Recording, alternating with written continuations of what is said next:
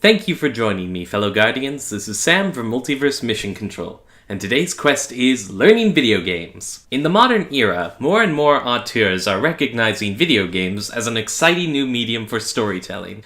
It has the advantage of being interactive, which could potentially bring the audience into being more invested into the characters and their struggles. As a result, many games make the choice to adopt a more cinematic style, using the same techniques one might find in films.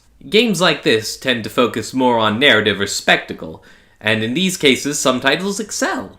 However, the actual gameplay portion may suffer a bit for it.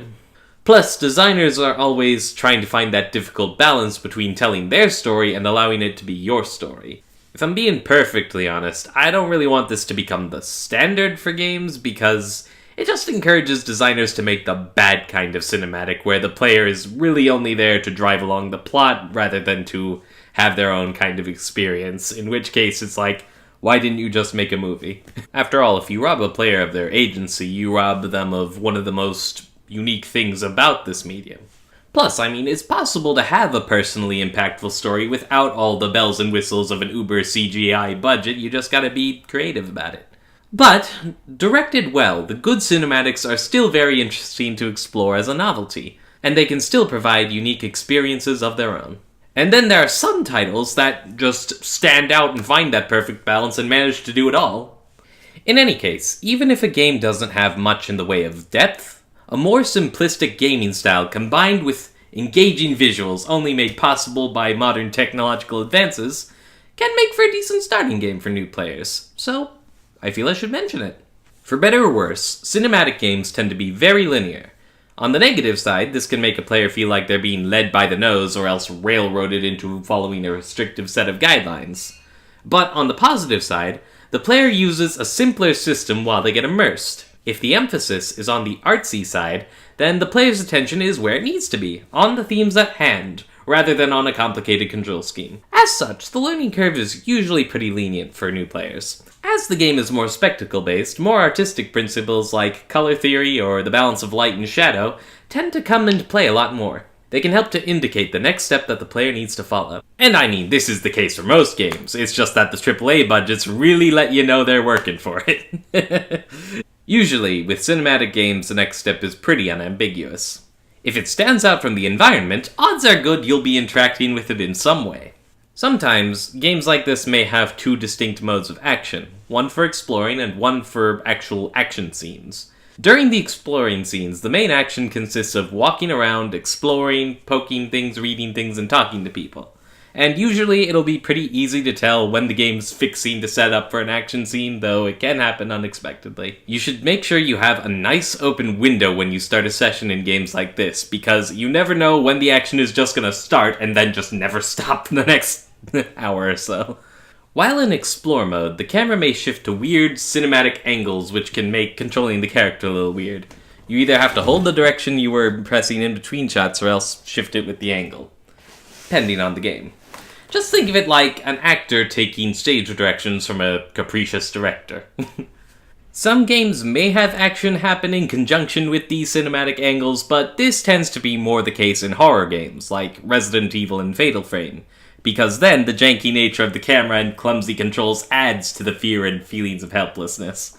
But if you ever run into a situation like this, you should imagine a line extending straight out in front of your character, because that's most likely where you'll be moving or aiming when you press the respective input. Picture it like moving an RC car. You press forward, but you know the car will move wherever it's facing, right? It's the same kind of principle. If you miss a few times, that will just tell you where the line is. Take a breath, alter accordingly. In action mode, cinematic games will typically default to either puzzle platformers or third-person shooters, though another common tactic may be to have action consist wholly of QuickTime events. A QuickTime event is a cutscene that flashes button prompts on the screen. It's like you're watching a movie fight scene, only occasionally you have to go, ah! You press the button quick enough, your character lives to fight another day. Fail too many times, and, well, let's not get into that. While this setup is less in-depth as far as skill goes, it can help newbies learn how to press buttons quickly and calmly under pressure. My advice for handling QuickTime events is that, even though you're reacting, go to each one, and attack it actively. Take a belly breath through the nose as you go to it. Never underestimate how much that last part helps. Gets the brain and body in gear, what? Rather than being paralyzed, you prep to meet the danger head on. And remember, you have more time than it seems, even if the clock is ticking. In more challenging titles, this is actually pretty good advice for a multitude of gaming situations. And should the game incorporate some kind of moral choice system, which could honestly pop up in any genre, it's just more frequent with cinematics, take a slower breath. These are often less complicated than they might seem. Oh, some games will explore complicated moral and social issues, but most of the time, the design operates on just basic morality. Chill out. Don't let the situation tell you that there's no choice. Don't let fear be your guiding factor. Choose the paths of mercy, compassion, and integrity. Prepare to sacrifice a bit of personal safety to aid your fellows. Be the world that you would want to see. And if you goof up, remember two things. One, you can reset. And two, making wrong choice in-game does not mean you will make wrong choice in real life. We've all goofed it up at some point, and some of us have some really embarrassing stories to share about that. The experience will only teach you a broader, more level-headed set of responses to similar situations in the future. Plus, the game will only give you limited options. In life, you can come up with all sorts of crazy third options that end up working. Playing a cinematic game is a lot like sitting in an IMAX theater or riding a roller coaster. The designers have their specific themes that they want to bring across, and they don't want to overwhelm you with too much at once, so you know what? Just enjoy the ride. Okay. With the basics out of the way, let's show off the quest board. This is a list of titles that I believe will make good starting games for this genre. This is meant only to be a suggestion, as difficulty is a very subjective thing. People have managed to get started with much harder and much weirder, at least to my mind. Oh, and kid viewers, unless your parents are cool with it, please stick to age-appropriate titles. I don't want to get in trouble. With that, here's a list of good starting cinematic games for new players.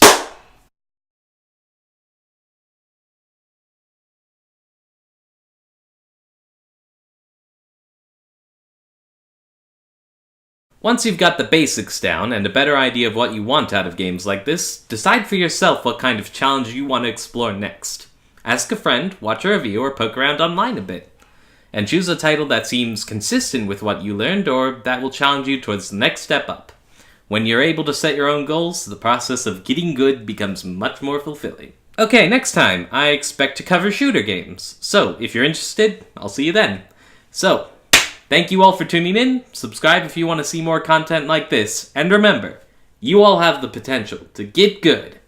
Peace out.